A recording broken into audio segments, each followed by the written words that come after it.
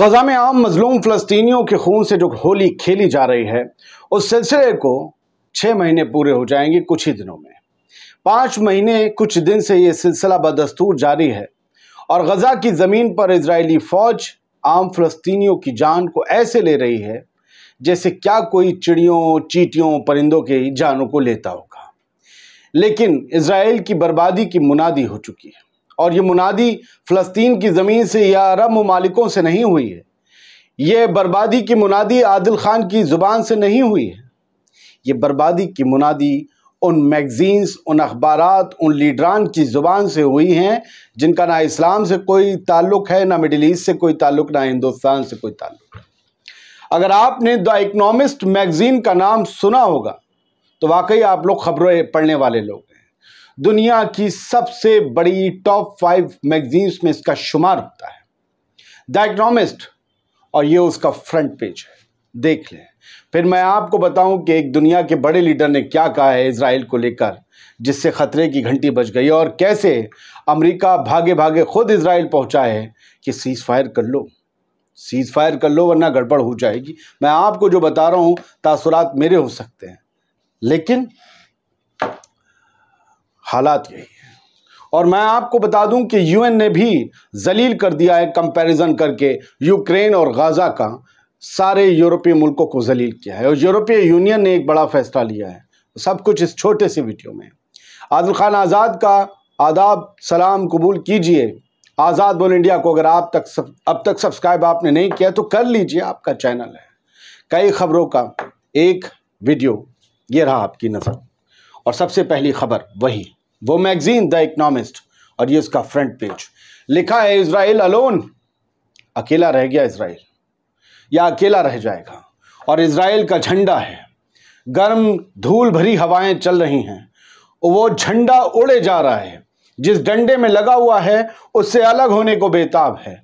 लगता है ये झंडा कहीं दूर जाकर गिरेगा, बिखर जाएगा। और उस झंडे के डंडे को एक सूखी हुई डंडी से सहारा दिया गया है जो अब तक उसे सपोर्ट दे रही है। जैसे ही ये डंडी गिरी, झंडे का डंडा गिरा, झंडा कहाँ जाएगा पता नहीं। इजराइल, आप फोटोज की भाषा को समझा करें। सब कुछ लिखा नहीं जाता है दोस्त। कभी कभी बॉडी लैंग्वेज किसी की पढ़नी पड़ती, कभी एक तस्वीर करोड़ों लफ्ज़ों पर भारी होती है। ये तेज़ हवाएं हैं जो इजराइल के झंडे को उड़ा ले जाने को बेताब हैं। और एक सूखा डंडा जो अंदर से खोखला हो चुका है, वो अब तक उसे सहारा दे रहा है। इसी वजह से झंडा रुका हुआ है। न जाने कब वो सहारा ख़त्म हो जाएगा और कब इजराइल यहाँ वहाँ। लिखा है new cover of the economist Israel alone. ये न्यू कवर है इकोनॉमिस्ट मैगजीन का जब मुख्य कवर ये हो तो आप समझ लीजिए। According to this magazine, the failure of cease fire negotiation is leading the regime to the darkest period in the 75 year existence. 75 साल पहले जब इजराइल नाम का कोई शब्द पैदा हुआ था फ़लस्तीनी खित्ते में, मैं मुल्क नहीं कहूँगा, मुल्क तो आज तक तस्लीम नहीं हुआ, वो जो एक ऑक्यूपेशन पैदा हुई, कहा गया कि इस नाम का एक मुल्क बनेगा, ये हिस्से उसके पास होंगे। उस 75 साल के अब तक के इतिहास में अपने सबसे बुरे अंधकारमय दौर में इजरायली हुकूमत है, इजरायली रिजीम है, बिकॉज उन्होंने अभी तक सीज़ फायर पर फैसला नहीं किया, या यूं कहें कि वो सीज़ फायर को टाल रहे हैं। और ये टालना उनकी बर्बादी का सबब होगा। कोई कहेगा तुम मजाक कर रहे हो, मैं कर रहा हूं, फिर इकोनॉमिस्ट क्या कर रहा है? लोग जान रहे हैं, समझ रहे हैं। जंग जब हो रही होती है उसके नतीजे तब नहीं आते हैं। असल नतीजे जंग का नतीजा आ जाने के बाद आते हैं कि किसने क्या पाया, वाकई जो जीता था वो जीता था या नहीं। इजराइल अलोन, इजराइल अकेला रह गया या रह जाएगा, या इजराइल अकेला है। और ये देखिए, इसी में ऊपर सेकंड पॉइंट भी लिखा है, China, Iran and Russia versus the West. China, Iran और रशिया की तिकड़ी पूरे पश्चिम के साथ लोहा ले रही है। वो बड़ा नेता कौन है?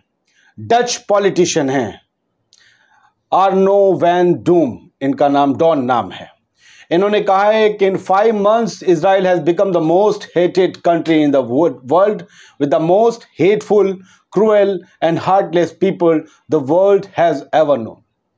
कि इन 5 महीनों में, किन 5 महीनों का जिक्र है जो गजा में जंग छिड़ी है, इन 5 महीनों में इजराइल दुनिया की सबसे ज्यादा नफरत की जाने वाली कंट्री बन गई है। जिससे दुनिया में सबसे ज्यादा लोग नफरत करते हैं। इजराइल वो कंट्री बन गई है और वहां के जो जालिम, जो क्रूएल, जो बेदिल के हार्टलेस पीपल जो हैं, उन्होंने वो जो दुनिया ने देखे हैं, वैसे आज तक इंसानों को ये दुनिया जानती नहीं थी। इतने जालिम, इतने क्रूएल, इतने बदकार, सियाकार, ऐसे लोगों को पूरी दुनिया ने आज तक जाना ही नहीं था जैसे इजराइल के लोग हैं। ये कह रहे हैं, मैं नहीं कह रहा, डच पॉलिटिशियन कह रहा है ये, ठीक है, और ये बहुत बड़ा पॉलिटिशियन है।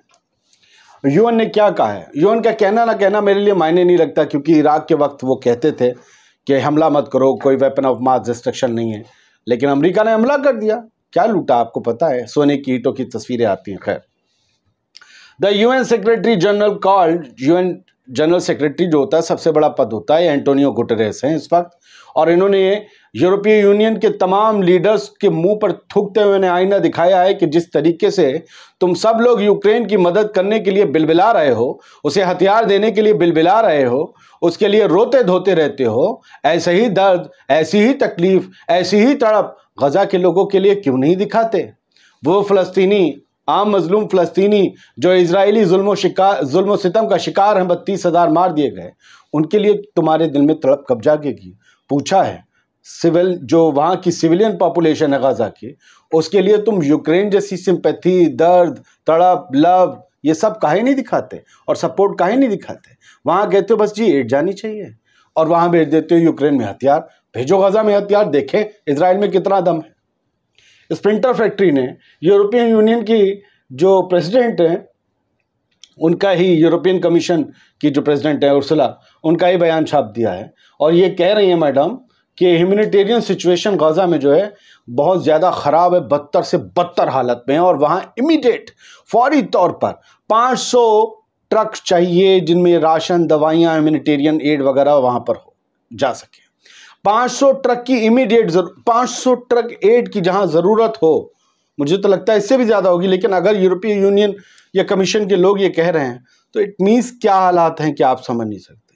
मैं कहता हूँ 4-5 लोग देश जो है ना, दे इजराइल के 2-4 मारते इधर उधर मिसाइल, वो कहते कि अब एड जाने दो वरना हमसे तुम्हारी सीधी जंग होगी, और पापा से कह देते कि हमारे तुम्हारे रिश्ते खटाइम पड़ गया अगर इस बार तुमने इनकी मदद कर दी, लड़ने दो इन्हें अपने ऊपर जंग, देखने दो दुनिया में कितना गूदा है इनके अंदर, जंग रुक जाती है। अपन तो जंग रुकवाना चाहते हैं, इसलिए कहते हैं खाली इलाकों में मारो मिसाइल, कम से कम ये तो होगा कि उस देश ने हम पर हमला बोल दिया। तो 500 ह्यूमैनिटेरियन एड ट्रक की ज़रूरत है फौरी तौर पर, और गाज़ा में अगर जंग नहीं रुकी तो हालात और बद से बदतर हो जाएंगे।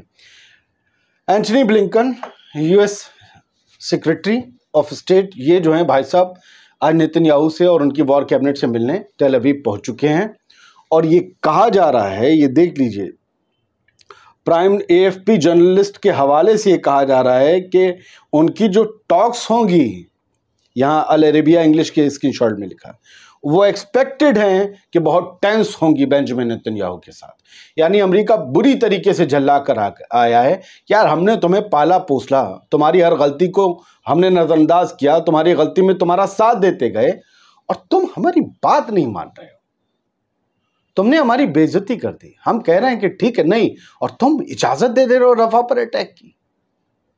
हमारे कहेगा तो भरम रखो, हमने जिस पे हाथ रखा है उसने टॉमी की तरह बिहेव किया, और तुम कैसा बिहेव कर रहे हो।